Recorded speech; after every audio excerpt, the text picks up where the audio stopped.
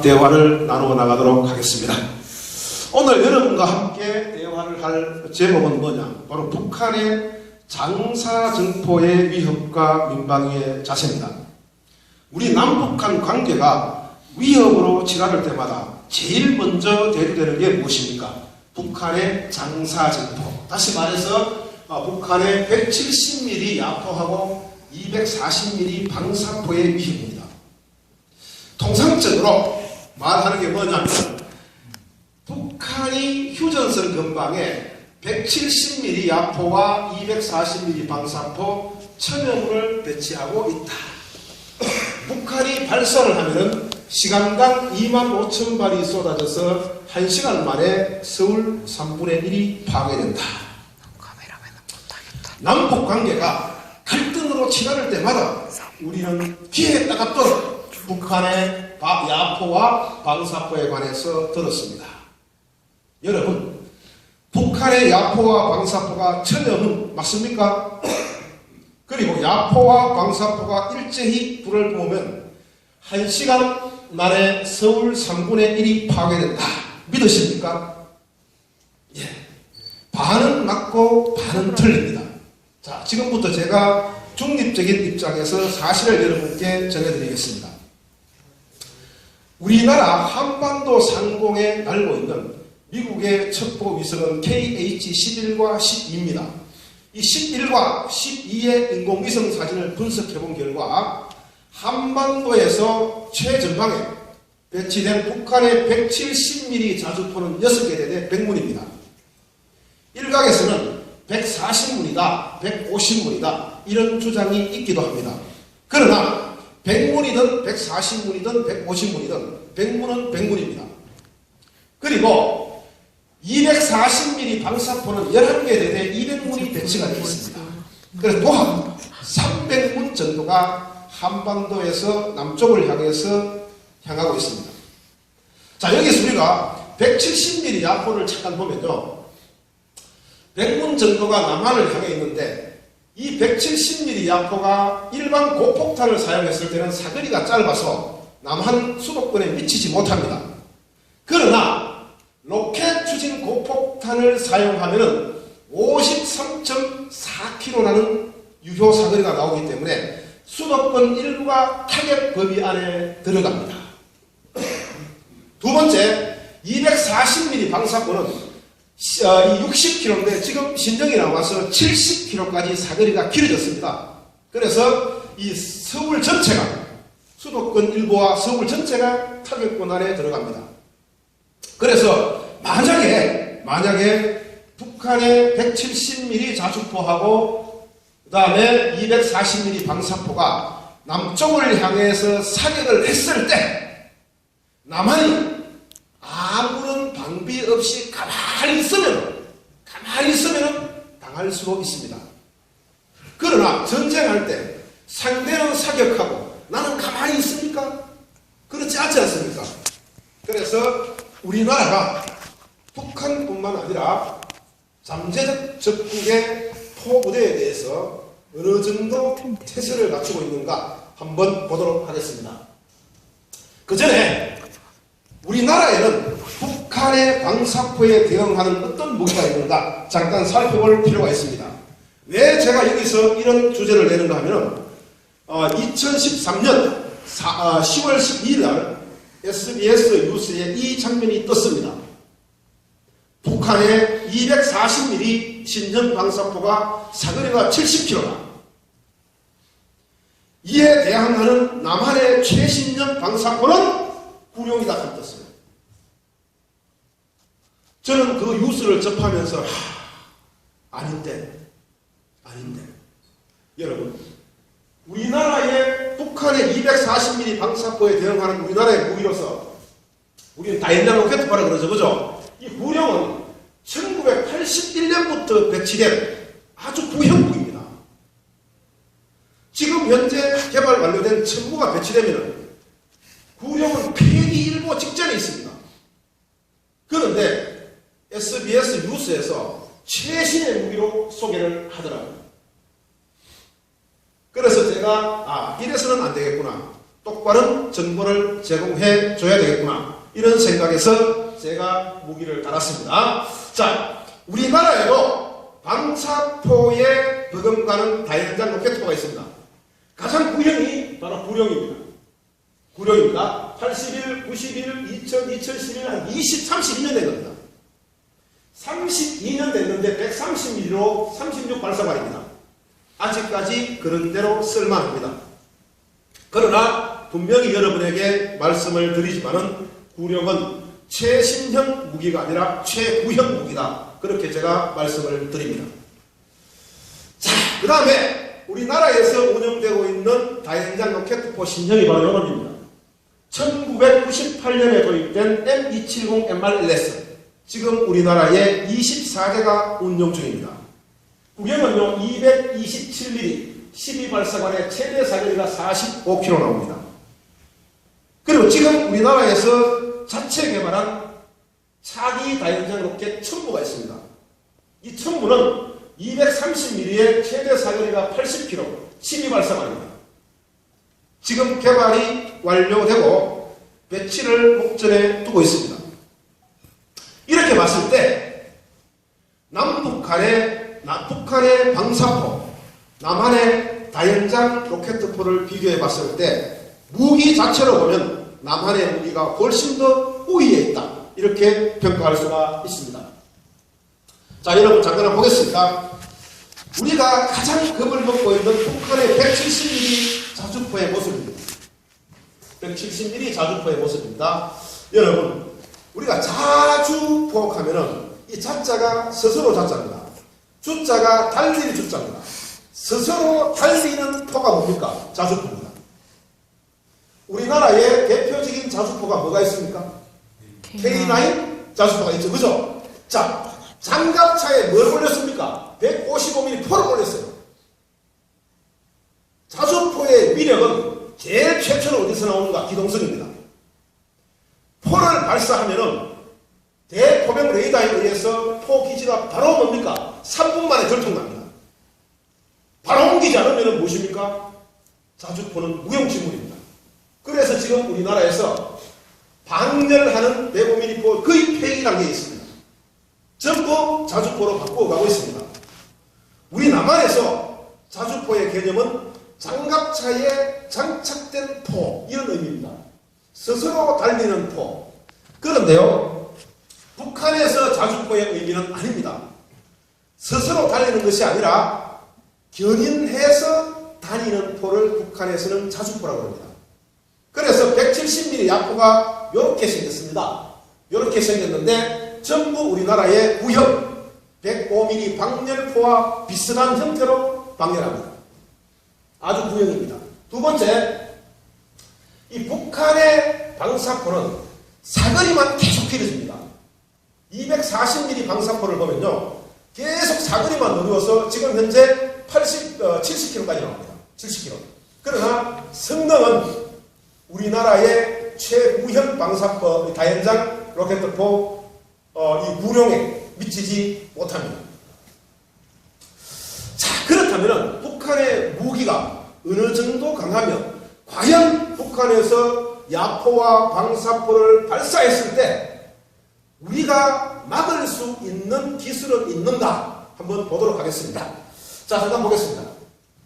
자, 일단 대포병 레이더 하는 게 있습니다. 뭐냐면은 적으로부터 포탄이 날라오면은 이 포탄의 궤도를 역추적해서 타격 원점을 타격하는 시스템.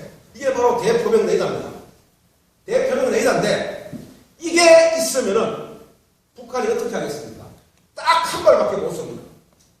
북한이 170mm 야포라든가 240mm 방사포를 남한으로 날렸을 때 대포병 레이더가 감지해서 역으로 뭡니까? 타격 원점을 공격하게 됩니다.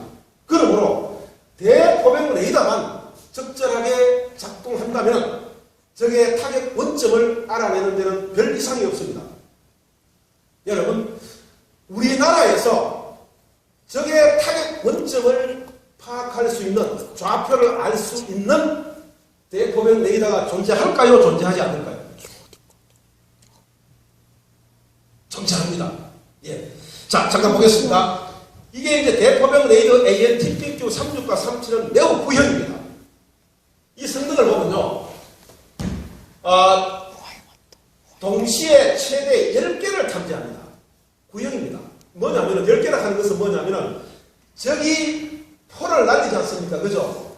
저게 포 10개의 좌표를 딸 수 있다는 것입니다. 10개. 그래서 대포병 레이더 AN-TPQ 36과 37이 북이든 아니든 간에 우리나라를 향해서 포나 방사포를 날렸을 때 포의 궤도를 역추적해서 한 대당 10개의 좌표를 딸 수 있습니다. 약하죠? 왜 약합니까? 바로 북한의 북은 적국의 포가 AN-TPQ 6대 있으면 60개밖에 없습니까? 포병의 포의 숫자는 엄청납니다. 그래서 대포병 레이더 AN-TPQ 36과 37은 첫 번째 약점이 무엇인가? 적의 타격 원점의 좌표를 10개밖에 따지 못한다는 것입니다. 동시에 두 번째 약점은 무엇인가? 미국의 AN-TPQ 36과 37은 개조를 해서 586 컴퓨터가 달려있습니다. 그래서 적이 사격하고 우리가 대응 사격하기까지의 시간은 딱 3분입니다. 그러나 우리나라의 AN-TPQ 36과 37은 구형 컴퓨터 286이 달려있습니다. 연산 속도가 굉장히 느립니다. 1분은 우리가 손으로 수기로 해야 됩니다. 그래서 우리나라의 AN-TPQ 36과 37은 10분 걸립니다. 대응합니다. 그래서 연평도 사태를 겪으면서 AN-TPQ 36과 37이 참 유용하긴 한데 굉장히 약점이 많아요. 생각해보세요. 타격 원점을 한 대당 10개밖에 잡아내지를 못해요. 또 약점이 또 하나 더 있어요. AN-TPQ 36과 37은 평지에서는 기능을 발휘하지만은 산악 지역에서는 무용지물입니다. 그 다음에 약점이 무엇입니까? 우리나라에 있는 AN-TPQ 36과 37은 286 컴퓨터가 달려있기 때문에 연산 속도가 굉장히 느립니다. 이러한 약점을 보완하기 위해서 연평도 사태 이후에 도입한 게 바로 대포병 레이더 아스입니다. 이놈이 대단한 놈입니다. 이게 비싸긴 더럽게 비싸요. 몇은 140원 한 대당. 몇 대 들어갑니까? 어떻게 합니까? 6대 들어갑니까? 쓰였습니까? 네. 예. 어쨌든 우리나라에 6대 들어왔습니다. 이게 얼마나 대단한 건지 보겠습니다. 자, 1분에 약 100개의 목표물을 탐색합니다. 동시에. 즉 뭐냐면 적에서 방사포나 야포가 날라오면은 1분 동안에 100개의 타격 원점을 잡아냅니다. 그래서 상대가 발사하고 난 이후부터 추적해서 좌표를 잡아서 포부대에 알려줘가지고 사격까지 딱 몇 분 걸리느냐? 3분 걸립니다. 3분. 대단한 능력을 갖고 있습니다. 두 번째 장점이 무엇인가? 산악 지역의 탐지가 굉장히 용이합니다. 지금 현재 이게 서부 전선에 6대가 도입되어서 운용이 되고 있습니다. 여러분, 6대 같으면요 600개의 타격 원점을 1분 만에 잡아낸다는 것입니다. 서부 전선 타격 원점 잡아내는 데는 이 상품입니다. 그런데요, 우리나라 동부 전선에 아스가 있을까요, 없을까요? 없습니다. AN-TPQ 36과 37만 있습니다. 무용지물이죠. 왜? 10개밖에 못 잡아내요. 산악 지역에서는 작동도 안 해요. 그래서 앞으로 북한의 혹은 적국의 야포와 방사포의 공격을 막아내기 위해서는 먼저 적의 위치를 파악해야 되는데, 적의 위치를 파악하기 위해서는 서부 전선은 아스 6대만 해도 충분합니다. 그러나 동부 전선에는 없기 때문에 동부 전선에 아스의 추가 도입이 필요하다, 이렇게 볼 수가 있습니다. 자, 일단 종합적으로 살펴보면은 적이 170mm 야포나 240mm 방사포를 날렸을 때 타격 원점을 잡아낼 수 있는 무기는 서부 전선에는 이상무, 동부 전선에는 없습니다. 그죠? 없기 때문에 추가 도입이 필요하다. 몇 대? 한 6대 정도면 충분하다, 이렇게 볼 수가 있습니다. 자, 이제 적의 타격 원점을 파악했으면, 다시 말해서 좌표를 알아냈으면 때려야 되는데, 우리나라에서 적의 타격 원점을 공격할 수 있는 무기 중에 가장 원시적이지만 가장 뛰어난 무기가 있습니다. 무엇입니까? 가장 원시적이지만 가장 뛰어난 무기가 있습니다. 바로 여러분이 잘 아는 뭡니까? 레이더. K9 자주포입니다. 이거 왜? 보십시오. 앞에가 K9 자주포고요. 뒤에가 무엇입니까? K10 탄약 운반 장갑차입니다. 보시면 알겠지만 능력도 엄청나지만 사거리가 40에서 53. 저거 북한의 진짜 사나이. 전방전을 커버합니다. 그리고 무엇보다 이게 뛰어난 게 이게입니다. K10 탄약 보급차. 이게요. 155mm 폭탄을 104발 갖고 다닙니다. 갖고 다니면서 K9 자주포에 폭탄이 떨어지면 포탄과 잔액을 보급하는데 20분만 하면 보급도 안 합니다. 그래서 K9 자주포 하나만 가지고서는 사실상 가장 뛰어난 무기다라고 할 수가 없습니다. K10 뭡니까? 장갑차, 탄약 운반 장갑차가 있음으로써 이 무기는 엄청난 위험을 자랑하게 되는 것입니다. 이 K9 자주포의 장점은 무엇입니까? 첫 번째, 기동성입니다. 북한에도 뭐가 있습니까? 대포병 레이더가 있습니다. 우리나라에서 북한으로 K9 자주포가 발사됐을 때 북한에서도 타격 원점을 알고 알립니다. 그러나 K9 자주포는 쏘고 나서 바로 기동성 있게 뭡니까? 이동합니다. 이동해서 다시 사격합니다. 이 기동성이 첫 번째 장점입니다. 두 번째는 무엇입니까?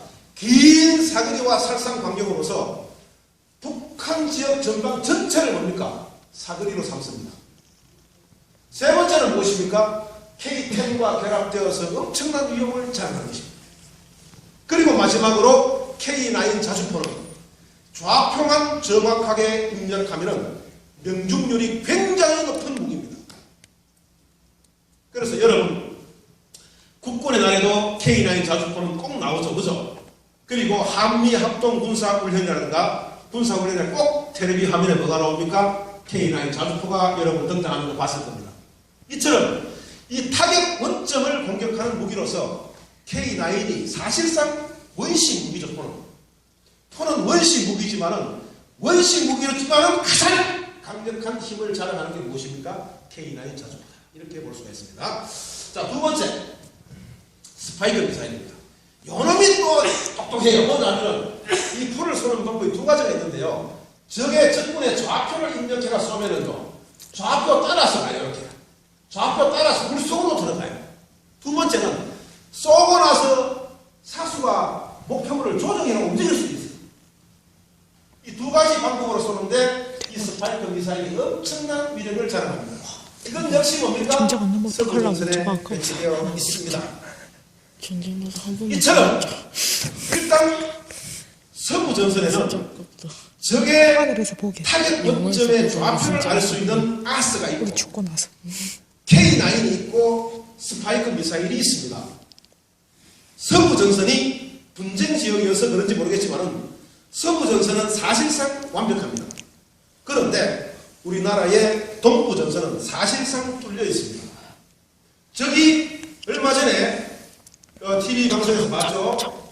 저기 신형 방사포 사거리 70km의 신형 방사포를 동부 전선에 배치했다라고 방송이 나왔죠. 그런데 북한의 동부 전선에서 남한으로 포를 날리면 남한은 속수무책 당할 수밖에 없습니다.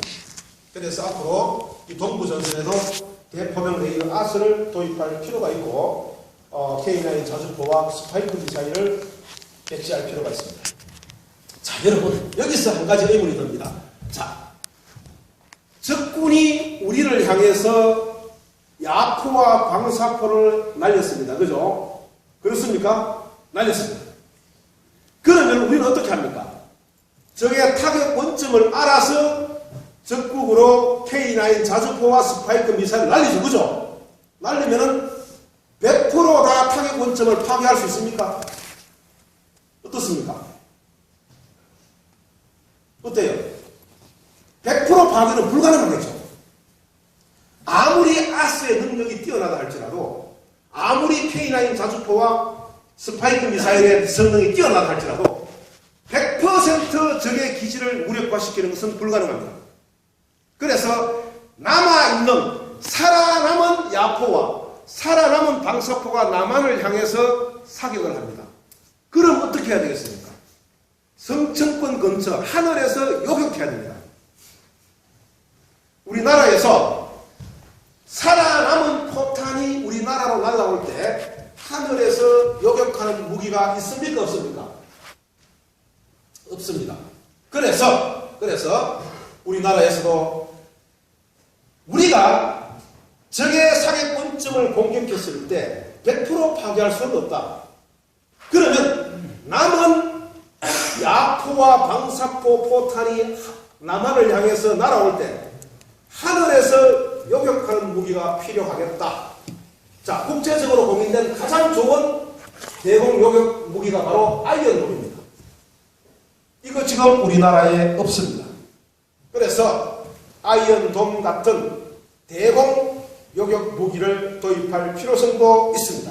두 번째, 자, 하늘에서 대공 요격해가지고 다 격추시킬 수 있습니까? 없지 않습니까? 몇 개 또 포탄이 남한으로 날아오지 않습니까? 요거는 근거리 요격, 근거리. 다시 말해서 사거리가 뭡니까? 420km입니다. 요 앞으로 날아올 때 바로 마지막으로 요격하는 겁니다. 이게 아직 우리나라에 없습니다. 그래서 이건 역시 도입해야 된다고 봅니다. 자, 어쨌든 적군이 야포와 방사포를 우리 남한을 향해서 날리면은 한 발은 맞을 수밖에 없습니다. 한 발. 그러나 그 이후에 동부 전선에 아스가 같이 배치된다면 북한 전역에서 발사하는 야포와 방사포의 위치를 알 수 있습니다. 1차적으로 여기에 K9 자주포와 스파이크 미사일을 이용해서 타격 원점을 분쇄할 수 있습니다. 그죠? 그리고 살아남은 야포와 방사포가 남으로 날아온다 하더라도 뭡니까? 이 아이언돔 같은 요격 무기가 있다면 1차적으로 적의 상공에서 적의 방사포와 야포를 요격합니다. 이것을 뚫고 남한으로 온다고 할지라도 근거리에서 최후로 남은 몇 개의 포를 요격할 수가 있습니다. 그러나 아직까지 이와 같은 요격 체계가 완벽하게 갖추어지지는 않았습니다. 여러분께서 저와 함께 저의 이야기를 들으면서 어느 정도 준비가 되어 있는지 아마 아실 겁니다. 자, 두 번째,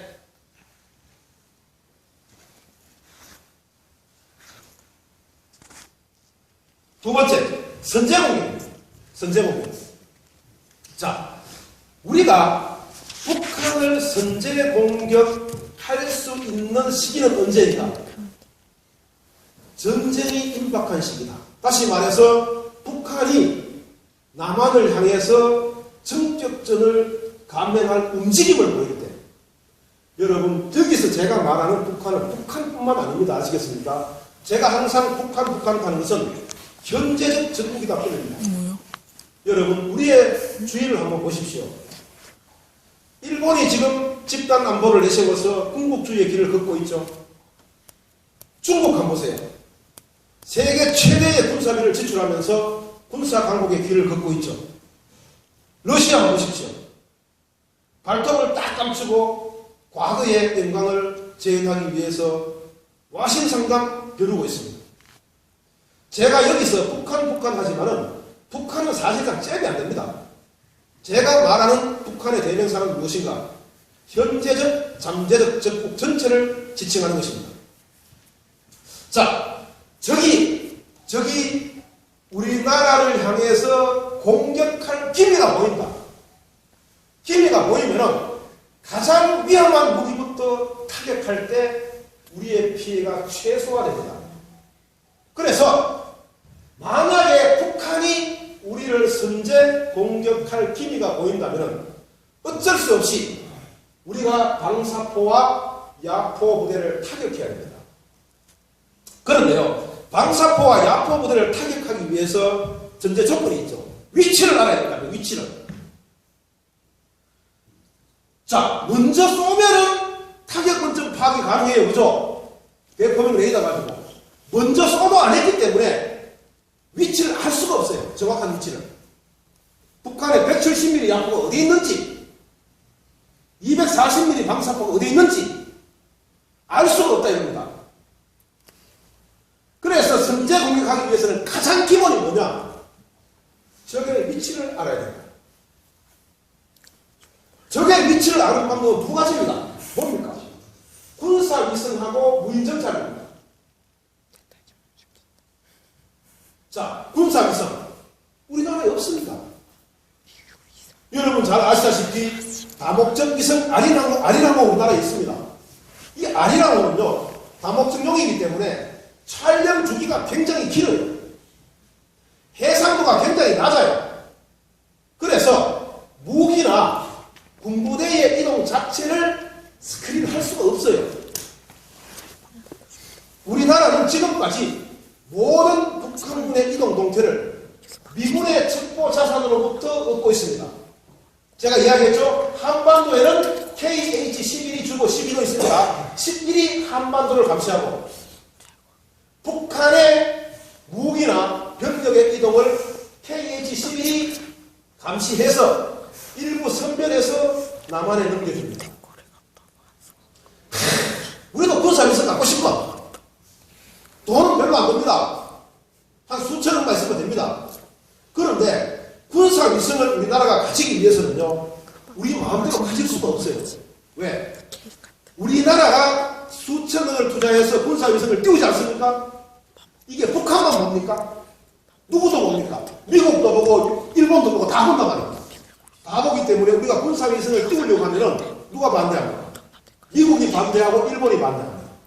일본은 벌써 미국의 MB 체계에 가입했기 때문에 일본은 벌써 4개의 군사위성을 갖고 있습니다. 우리나라는 양쪽에 치여서 단 한 개도 갖고 있지를 못해요.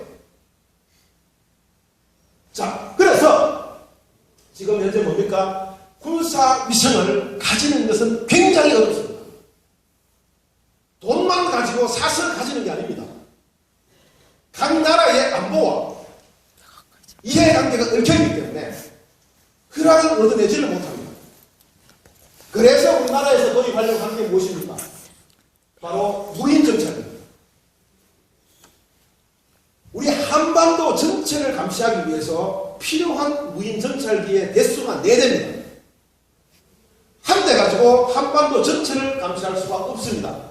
4대인데 원래 한 4천억, 한 개 한 1,000억 원 정도 미국이 달라 했어요. 근데 우리나라가 그냥 좀 팔아라 그래요. 갑자기 한 서너 번이가 1조 4천억을 달라는데 4대 1조 4천억, 1조 3, 4천억. 환율에 따라 좀 다른데 1조 한 3천억에서 4천억 달랍니다.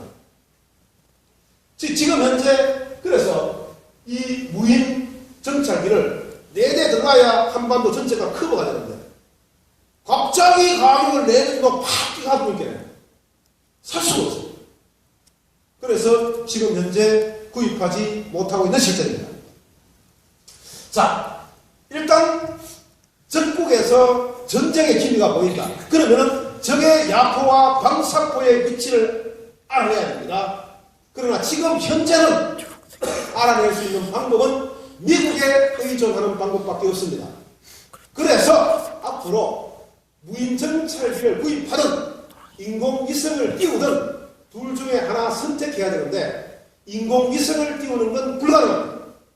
그래서 지금 현재 뭡니까? 정찰위성을 구매하기 위해서 무척 애를 쓰고 있지만은 높은 가격 때문에 상당히 어려움을 겪고 있다는 정도만 여러분께 말씀을 드립니다. 자, 그렇다면은 미국의 KH-11을 통해서 북한의 혹은 적국의 위치를 알아냈다. 타격할 수 있는 무기가 있어야 될 거 아닙니까? 자, 거기서 어떤 무기가 있는지. 자, 이게 합동 직격탄입니다. 뭐냐면은, 자, 여러분, 융단 폭격탄을 들어봤습니까? 융단 폭격? 들어봤습니까? 어떻습니까? 이게 뭐냐면요, 이 합동 직격탄이 나오기 전에는 적국을 공격하기 위해서는 전폭기가 폭탄을 싣고 웅 가자는 거죠. 하면은 저기가 폭파다 하면은 육난 보도 안 하고 근처 막 시절이 부어버려요. 왜? 폭탄이 떨어지면은 바람에 따라서 날리잖아요. 안 맞을 수 있잖아요. 그래서 비행기가 수십 톤 그 전폭기가 왕 와가지고 목표를 건축하면 있습니까? 막 시절이 부어버립니다. 이게 융단 폭격입니다. 그러나 이 현대전에서는 융단 폭격이 필요가 없습니다. 왜 필요가 없는가 하면은 이 합동 직격탄 때문에 그래서 합동 직격탄. 이게 어떤 겁니까 하면요. 이거 포탑은 날개 어디에 GPS가 달렸어요. 여기에 목표물의 좌표를 딱 입력하가지고 잡으면요. 지대로 목표물을 찾아가 빵 끄져요. 요즘은 현대전에서는 융단 폭격하는 용어 자체가 사라졌어요. 우리의 장착할 수 있는 전투기가 F-15입니다. F-16은 안 돼요. F-15에 8발을 장착할 수가 있어요. 장착해서 북한 영토로 들어가서 투하시킵니다. 이게 참여정부 때 1000발을 수입했는데 지금 현재 그대로 있습니다. 1차적으로 북한 야포부대, 방사포부대의 좌표만 따면은 첫째 공격할 수 있는 무기 합동직격탄 우리나라에 존재합니다. 두 번째 흑연폭탄입니다. 이놈이 성능이 대단합니다. 잠깐 보겠습니다. 자, 이게요 빵 터지면 흑연이 나와가지고 근처에 전기 회로에 확 차고 들어갑니다. 차고 들어가서 전기 회로가 마비됩니다. 이게 실제 사용될 때 코소보 사태 때 사용이 되는데 이때 보니까 흑연폭탄을 투하하고 나서 유고 전역의 전기 70%가 자라야 되고요. 그 다음에 주요 시설 복구 기간 7시간, 일반 시설 복구 시간이 20시간이고요. 이 흑연폭탄이 북한의 야포나 방사포 부대 근처에 떨어지면요. 야포나 방사포의 전기 회로를 차단시켜서 사격 자체를 불가능하게 합니다. 이 흑연폭탄이 우리나라에 있습니까? 없습니다. 세 번째, 동굴 파괴탄, 벙커버스트라고 들어봤죠? 그죠? 이 북한의 170mm 야포와 240mm 방사포는 동굴에 있습니다. 동굴에 있기 때문에 좌표를 찍어 동굴을 뚫고 들어가야 됩니다. 동굴을. 그래서 반드시 필요한 게 벙커버스트입니다. 우리나라에 있습니다. 2013년 5월달에 도입했습니다. 이렇게 봤을 때 종합적으로 보면 무엇입니까?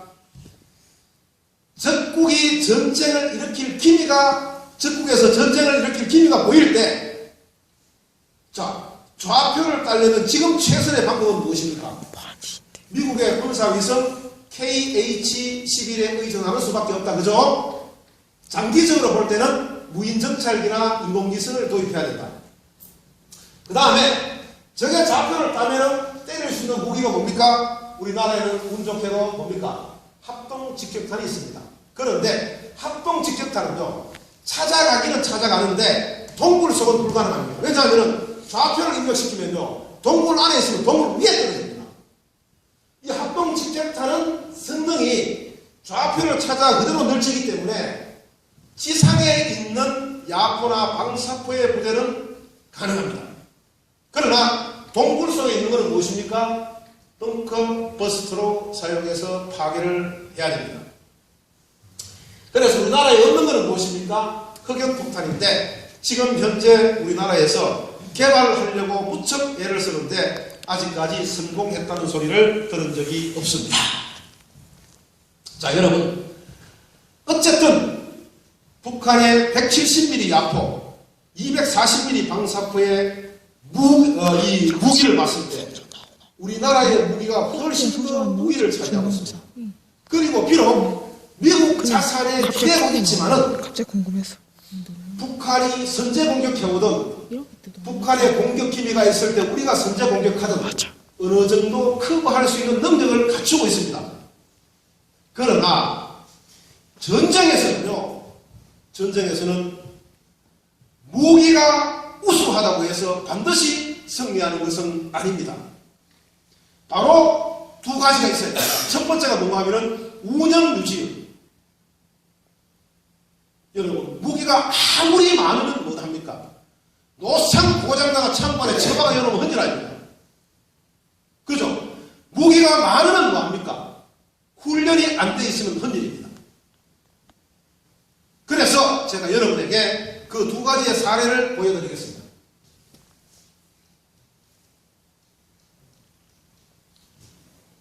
바로 연평도 포격전입니다.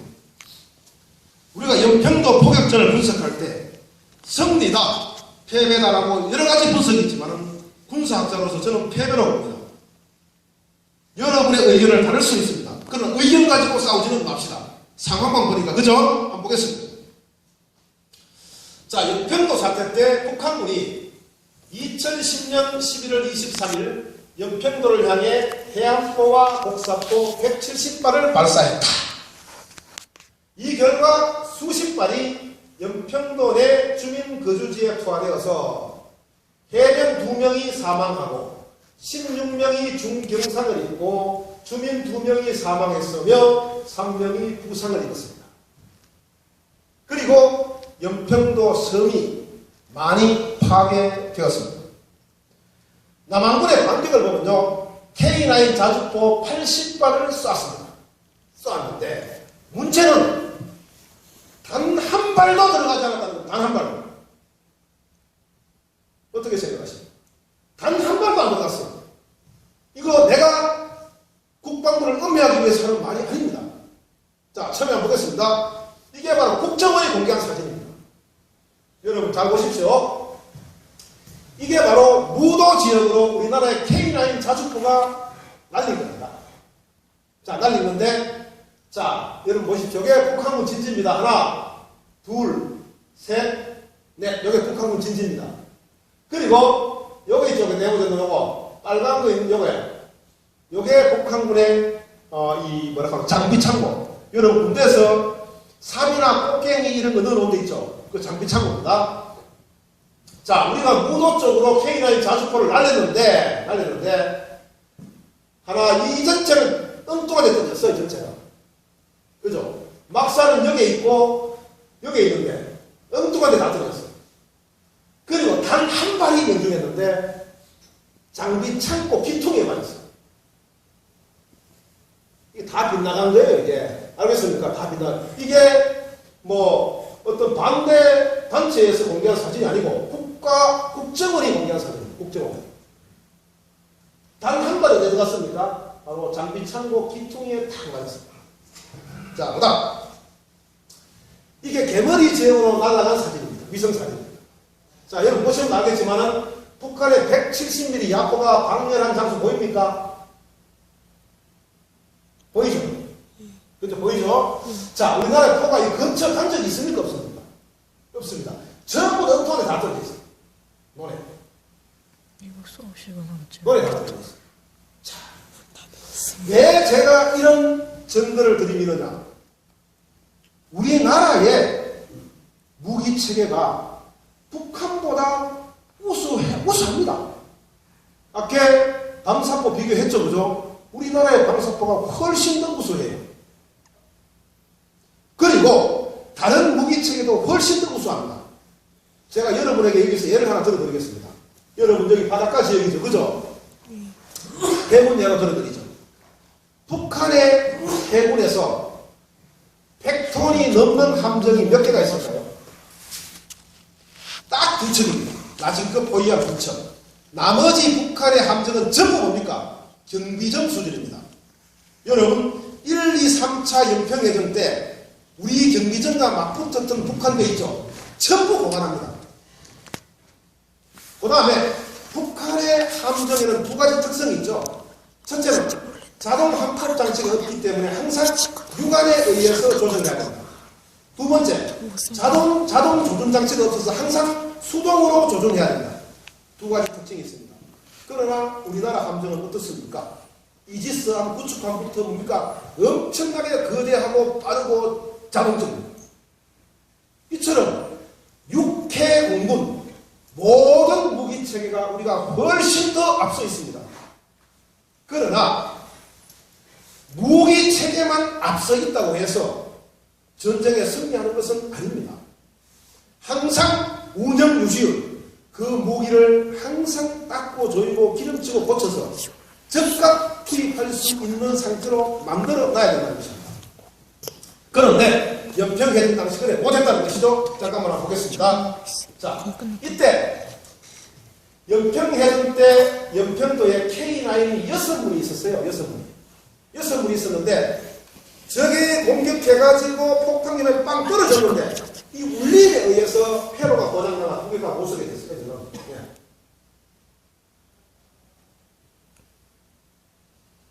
예.